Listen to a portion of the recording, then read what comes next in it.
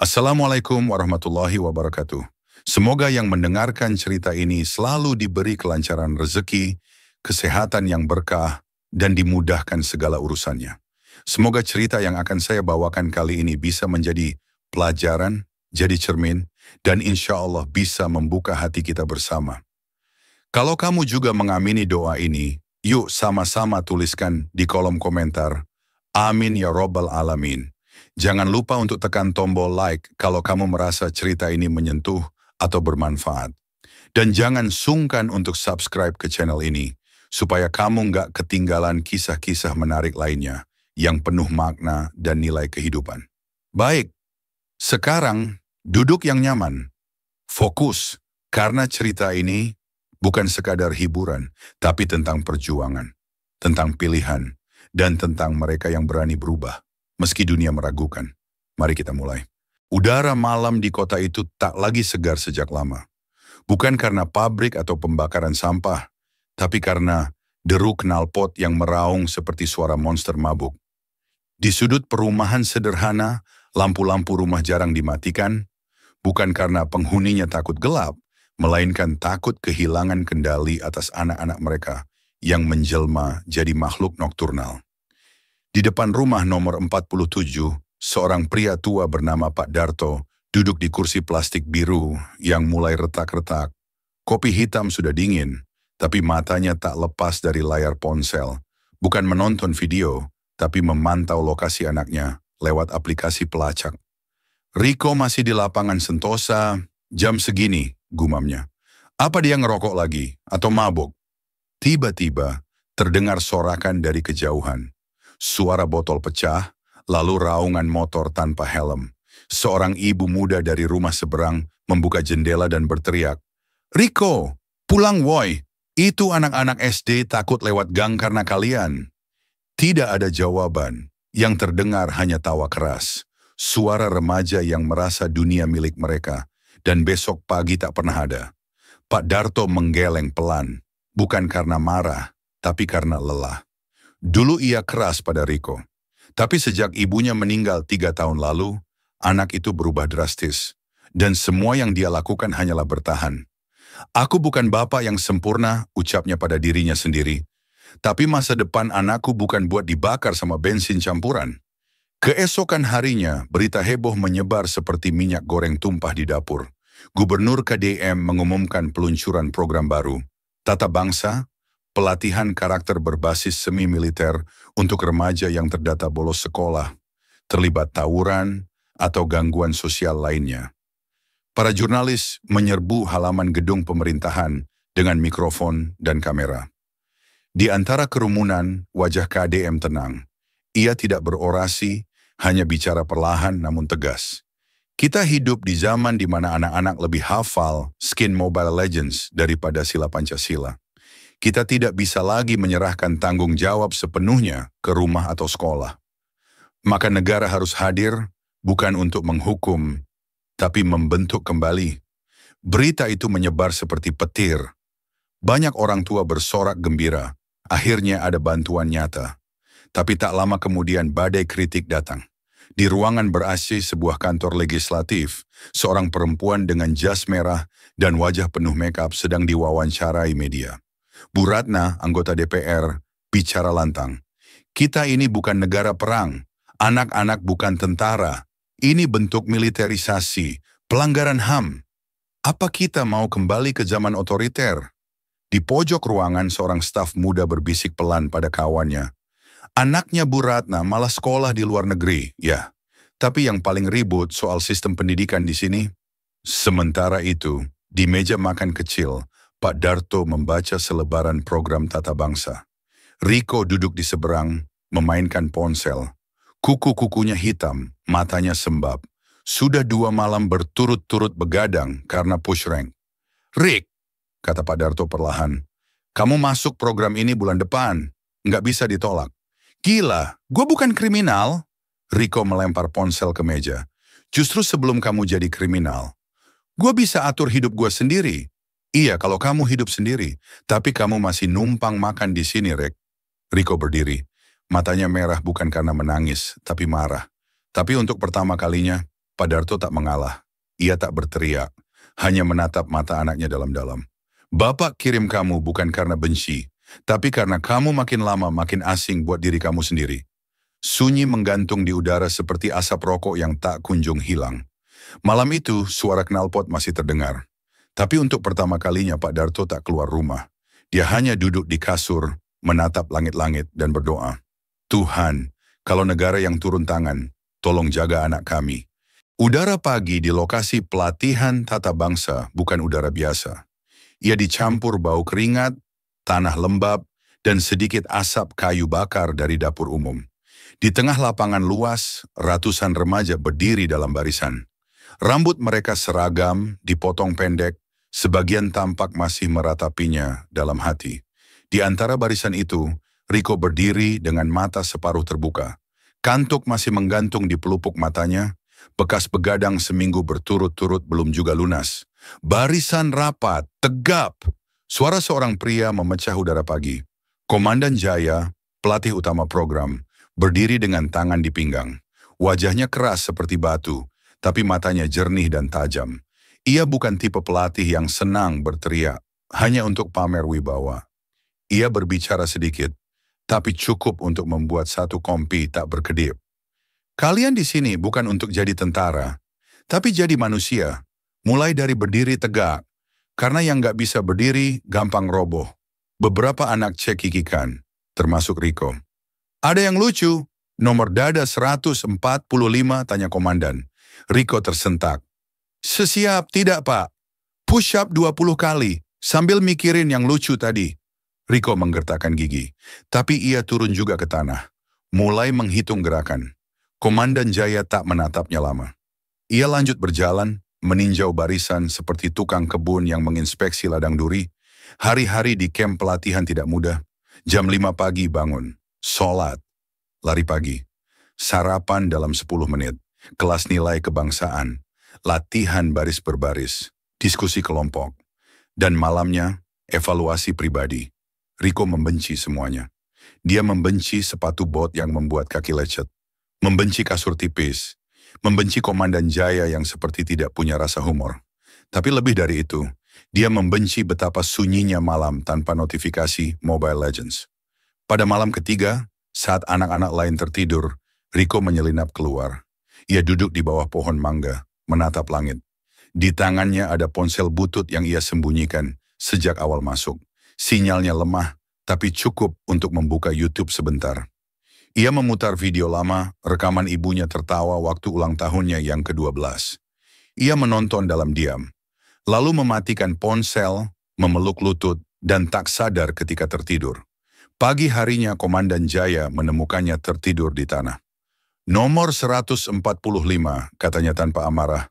Boleh tidur di luar, asal kalau kedinginan, jangan ngeluh. Riko terbangun, panik. Tapi Komandan tidak marah. Ia malah duduk di samping Riko dan mengambil sebatang rokok, lalu memasukkannya kembali ke saku. Dulu saya juga pernah kayak kamu, ujarnya tiba-tiba. Bandel? Tanya Riko. Lebih dari itu, saya lulus SMA karena kepala sekolah kasihan sama ibu saya. Riko diam. Tapi satu hari, saya lihat ibu saya nyuci baju sambil ngelamun. Dari situ saya ngerti, dia bukan capek fisik, dia capek mikirin saya. Untuk pertama kalinya, Riko tidak merasa digurui. Ia merasa sedang diajak bicara. Setara. Lu masih punya bapak, gunain itu. Hari demi hari, program terus berjalan. Anak-anak mulai berubah. Mereka yang awalnya malas mandi kini antre sebelum subuh. Mereka yang dulunya tak tahu cara bicara sopan, mulai belajar menyapa dengan salam. Dan yang tadinya tak bisa duduk diam, kini bisa mendengarkan. Pada minggu keempat, sesi diskusi kelompok dimulai. Temanya, apa arti Indonesia buat kamu? Riko, yang awalnya selalu diam, mengangkat tangan. Dulu, buat saya Indonesia tuh cuma tempat tinggal. Ya kayak server game. Lu tinggal, tapi nggak peduli siapa tetangganya. Sekarang, tanya salah satu mentor. Sekarang saya pikir, Indonesia itu kayak rumah yang kita warisi. Kalau kita biarin bocor, ya kita sendiri yang tidur basah. Anak-anak tertawa kecil, tapi ada anggukan tulus dari beberapa wajah. Sementara itu, di tempat lain, Sorotan media berubah panas. Bu Ratna kembali muncul di televisi, memelototi layar dengan dramatis. Ada laporan bahwa anak-anak dipaksa lari di bawah hujan. Ini kekerasan sistematis. Kita harus turun tangan. Ini pelanggaran serius. Di layar terbelah dua, reporter mewawancarai seorang ibu dari kampung di Karawang. Anak saya pulang sekarang bangun subuh. Dulu bangunnya jam 1 siang. Kalau ini kekerasan, saya harap semua orang dipaksa jadi disiplin aja. Media sosial pun terbagi dua. Ada yang menyebut program Tata Bangsa sebagai bentuk harapan baru. Ada yang bilang ini camp cuci otak. Namun satu hal tak bisa disangkal. Riko si pembuat onar, si jawara tawuran, si raja push rank, sekarang bisa berdiri, menatap mata orang, dan berkata, saya ingin jadi orang baik. Bukan karena saya disuruh, tapi karena saya sudah lihat buruknya jadi buruk. Gedung DPR siang itu terasa lebih sibuk dari biasanya. Lobi dipenuhi wartawan, pengacara, dan pegawai negeri berpakaian rapi tapi lelah. Di salah satu ruangan ber-AC yang dinginnya bisa membuat teh manis membeku, Bu Ratna duduk di kursinya, mengenakan jas merah menyala dan bros emas berbentuk burung Garuda di dada. Di depannya, layar laptop menyala, menampilkan video anak-anak baris berbaris di bawah gerimis pagi. Lihat itu, anak-anak dipaksa lari di bawah hujan. Apa ini zaman penjajahan? Katanya sambil menunjuk layar dengan pensil. Seorang staf muda di sampingnya, Andin, membuka mulut hendak menjawab tapi ragu. Bu, itu video dari akun resmi program. Anak-anak katanya minta tetap lanjut latihan. Karena mereka sendiri bilang dingin, justru bikin semangat. Bu Ratna mendesis pelan. Andin, kalau kamu mulai terdengar seperti pembela militer, saya bisa cari staf baru. Andin diameter, ia menunduk. Tapi dalam pikirannya, ia ingin sekali berkata, anak saya ikut program itu, Bu. Dan saya belum pernah lihat dia sesopan sekarang. Sore harinya, Bu Ratna hadir sebagai tamu utama dalam acara talk show malam di TV nasional. Di belakang panggung, ia menerima sentuhan terakhir dari penata rias. Buat saya glowing, ya? Tapi jangan terlalu. Biar tetap rakyat banget. Siap, Bu. Acara dimulai. Pembawa acara dengan senyum 36 gigi membuka percakapan dengan hangat. Bu Ratna, Anda menjadi salah satu suara paling vokal menolak program Tata Bangsa. Bisa dijelaskan alasannya? Tentu, jawab Bu Ratna dengan nada tenang. Saya tidak menolak perubahan, tapi perubahan harus berbasis cinta. Anak-anak kita ini bukan mesin. Mereka bukan burung dara yang bisa disuruh baris. Mereka perlu dipeluk, bukan didisiplinkan. Tapi survei dari 1.200 orang tua di Jawa Barat menunjukkan 84% mendukung program ini. Karena mereka merasa terbantu, karena mereka putus asa. Sela Bu Ratna cepat. Ketika orang putus asa, mereka rela menyerahkan anaknya ke siapa saja, bahkan ke sistem yang menekan. Sorakan penonton tercampur. Ada tepuk tangan, ada bisik-bisik. Di layar belakang muncul testimoni dari salah satu alumni program. Seorang gadis bernama Putri, dulunya ketahuan nyuri motor. Kini ia mengenakan seragam pelatihan, berbicara ke kamera. Dulu saya nggak ngerti arti disiplin. Sekarang saya tahu. Disiplin itu bukan kekangan, tapi cara kita menghargai diri sendiri. Bu Ratna tampak risih. Ia menyelipkan senyum kaku, lalu mengalihkan topik. Kita juga harus kritis, jangan sampai ini jadi ladang bisnis. Apa dana miliaran itu transparan? Di balik layar, seorang produser mencatat, rating naik 18% saat Bu Ratna bicara keras. Sisipkan lagi minggu depan. Sementara itu, di dunia nyata yang tak seindah tata cahaya studio, para orang tua menonton acara itu dengan campur emosi.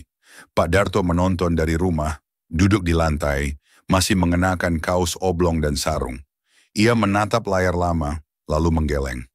Dia pikir kita senang nyerahin anak ke program itu. Kita cuman nggak mau anak kita mati sebelum mengerti hidup. Di camp pelatihan, Riko dan kawan-kawan menonton cuplikan acara itu dari proyektor tenda. Wah, kita burung dara, bro. Lucu juga, canda salah satu anak. Gua sih burung hantu kemarin, gak bisa tidur kedinginan. Sahut yang lain. Riko hanya tersenyum kecil. Ia mulai bisa tertawa tanpa harus mengejek orang lain. Komandan Jaya berdiri di belakang ruangan. Ia menonton diam-diam.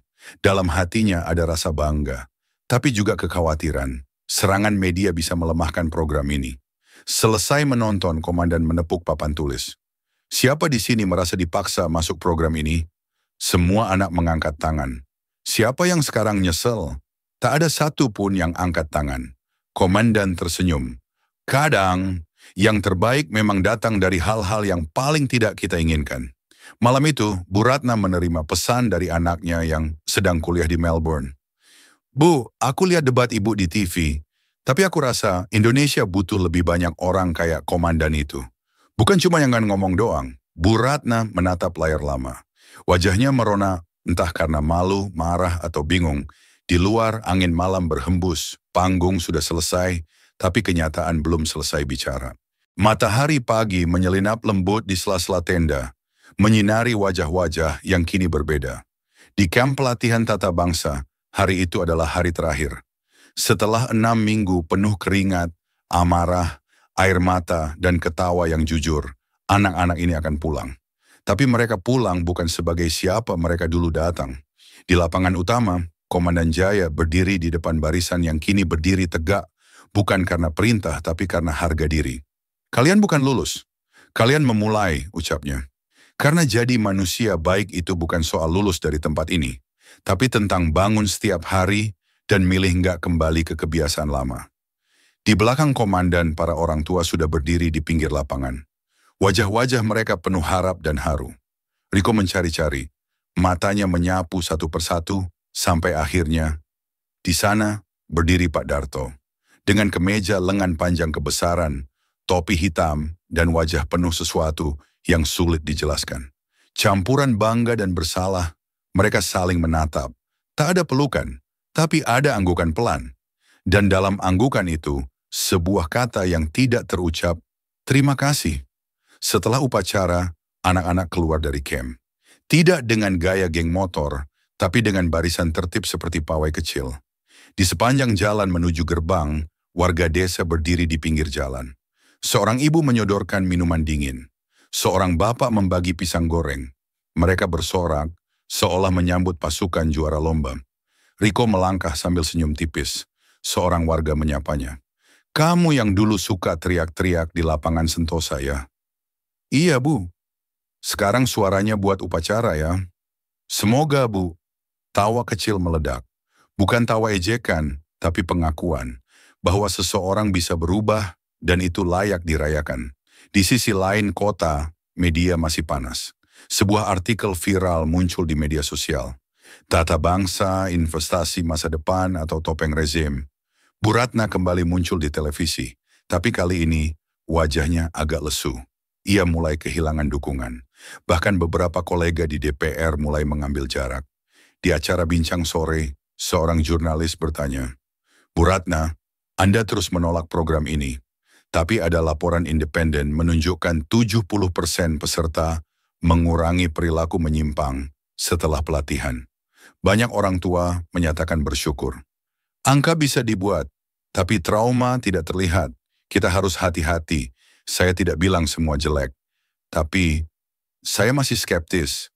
Skeptis, kata yang awalnya terdengar cerdas, kini mulai terdengar seperti ketakutan akan kalah. Di rumahnya Pak Darto duduk di ruang tengah. Di depannya Riko duduk bersila, memotong kuku, dan mendengarkan musik dengan headset kecil. Bukan musik keras seperti biasanya, tapi podcast motivasi. Kamu mau masuk SMK lagi, Rik? Tanya Pak Darto. Mau, Pak. Tapi juga mau ambil kursus teknik motor. Kalau bisa kerja, bantu Bapak dikit-dikit. Pak Darto mengangguk. Ia pura-pura tenang, tapi matanya berkaca. Riko? Iya, Pak. Bapak bangga. Bapak nyesel dulu, sempat marah terus. Riko tersenyum kecil. Gue juga dulu mikir Bapak nyerah, tapi ternyata Bapak kasih gue kesempatan. Diam sejenak. Lalu suara mereka berdua tertawa. Garing, canggung, tapi jujur. Sementara itu, Komandan Jaya menatap tumpukan formulir. Permintaan dari 5 provinsi lain yang ingin mengadopsi sistem pelatihan ini. Di atas mejanya, ada surat tangan dari salah satu anak. Komandan, saya tidak tahu apakah saya akan sukses. Tapi saya tahu satu hal, saya tidak akan jadi pecundang yang nyalahin dunia lagi. Pemerintah daerah akhirnya mengumumkan bahwa tata bangsa akan dilanjutkan dan diperluas. Di media sosial, hashtag Syakech Bangkit Bareng trending. Warga mulai berbagi kisah anak-anak mereka yang berubah. Dari perokok berat jadi penghafal Pancasila, dari pemalak warung jadi sukarelawan ronda malam. Tapi tentu saja, tak semua senang. Beberapa tetap bersuara miring. Namun semakin lama, suara mereka seperti gema di ruangan kosong. Karena masyarakat telah melihat sendiri. Program ini bukan tentang baju loreng atau baris berbaris. Ini tentang memperjuangkan satu generasi yang hampir hilang. Dan satu bangsa yang hampir lupa bagaimana mendidik dengan tegas tapi tulus. Hari-hari berlalu seperti biasa di Kota Jaya, dengan lalu lintas padat, angkot penuh musik dangdut, dan terik matahari yang tak pernah sungkan menempel di kulit. Tapi di sudut-sudut tertentu kota, perubahan kecil mulai terlihat. Anak-anak remaja yang dulunya nongkrong sambil lempar botol, kini terlihat di pos ronda, mengecat dinding musala, bahkan ada yang membantu nenek-nenek menyeberang. Bukan karena kamera menyorot, tapi karena sesuatu telah berubah di dalam diri mereka. Salah satu dari mereka adalah Putri, si mantan pencopet motor. Kini ia menjadi asisten pelatih junior di pelatihan angkatan berikutnya. Suaranya lantang, langkahnya mantap. Tapi lebih dari itu, ia tahu bagaimana berbicara dari hati. Dulu, gue pikir dunia ini cuma ada dua pilihan. Lo diburu atau lo yang berburu, katanya pada para peserta baru. Tapi sekarang gue tahu kita bisa pilih jadi pelindung. Bukan korban, bukan pelaku, tapi pelindung. Satu anak laki-laki menatapnya tajam. Ia mengenakan hoodie dengan bekas luka tawuran di pelipisnya. Putri menatap balik dan dengan santai bertanya, "Lo kenapa ngeliatin gue gitu?" "Gue gak percaya bisa berubah." "Ya wajar, gue juga dulu gak percaya. Tapi kan percaya itu kayak otot, harus dilatih." Di tempat lain, Riko menjejakkan kaki di sebuah bengkel motor kecil milik tetangga. Ia datang bukan sebagai pelanggan, tapi sebagai calon magang. "Saya belum jago, Pak, tapi saya rajin, dan saya udah nggak begadang tiap malam." Pemilik bengkel, seorang pria tua dengan tangan penuh bekas oli, menatapnya lama, lalu menyodorkan kunci pas. "Mulai dari bersihin karburator. Kalau bisa, minggu depan kamu bongkar satu motor." Riko tersenyum. Ini bukan hadiah, ini tantangan, dan ia menyukainya. Sementara itu, kritik terhadap program tata bangsa mulai melemah. Meski Bu Ratna masih muncul di podcast dan seminar anti kekerasan sistemik, suaranya tak lagi menggema sekuat dulu. Di sebuah seminar di universitas, ia bicara di depan mahasiswa.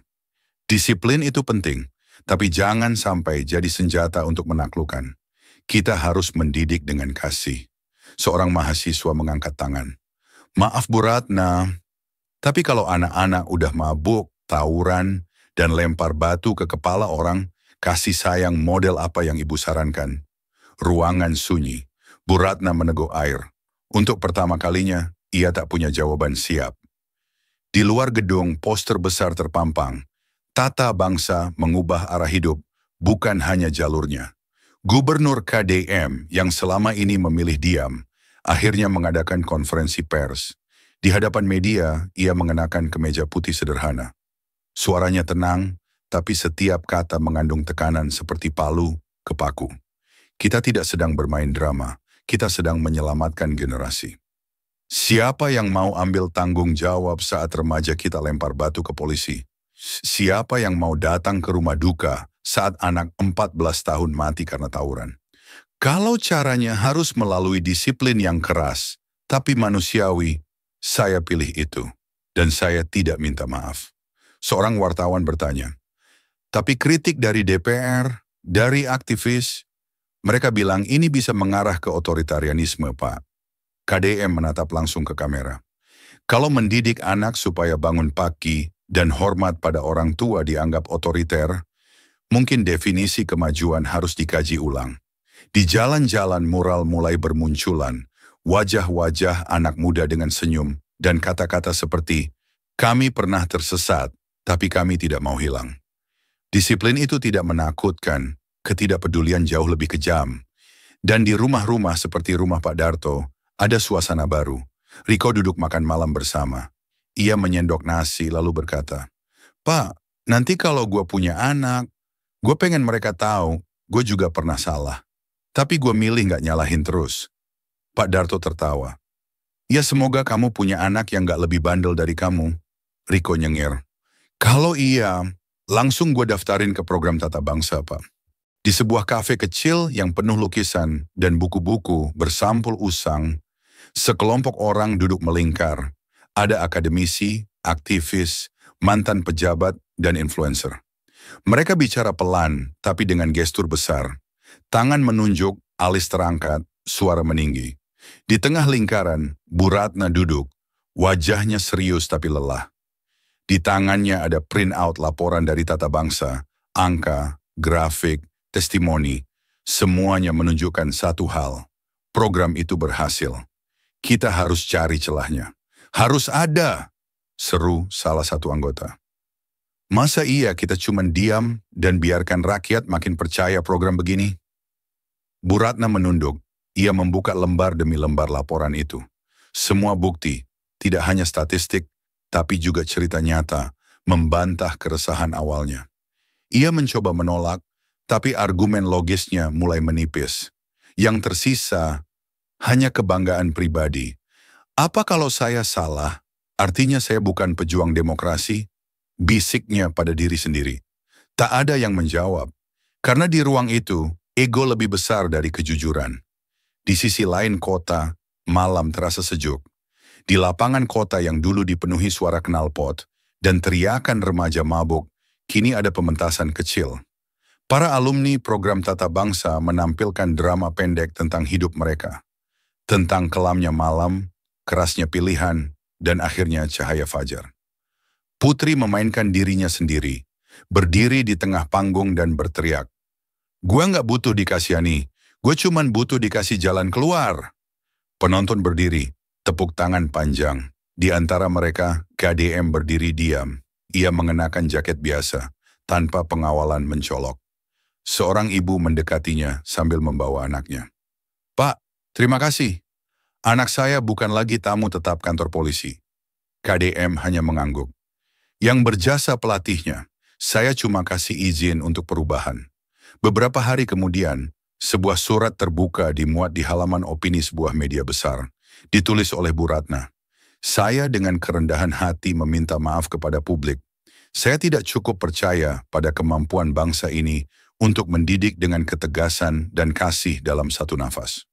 Program Tata Bangsa telah membuktikan bahwa dengan niat baik dan eksekusi tepat, perubahan itu mungkin.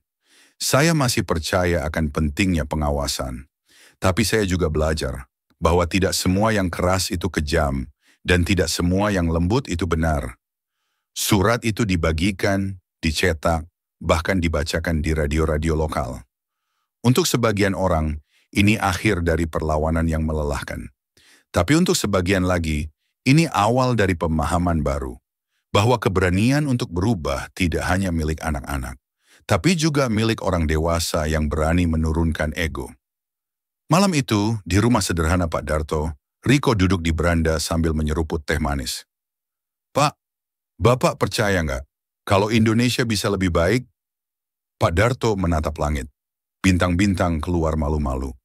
"Kalau anak kayak kamu bisa berubah, masa Indonesia enggak?" Riko tersenyum, lalu bangkit berdiri. "Saya pengen daftar jadi relawan pelatih, Pak." Tahun depan Pak Darto hanya tersenyum. Tak perlu kata-kata lagi. Sementara itu, di salah satu sudut kota, di antara gedung-gedung tua dan suara gaduh yang mulai meredup, masih ada sekelompok kecil orang yang menolak. Menolak disiplin, menolak tanggung jawab, menolak fajar. Tapi seperti halnya matahari, fajar tidak butuh izin untuk terbit.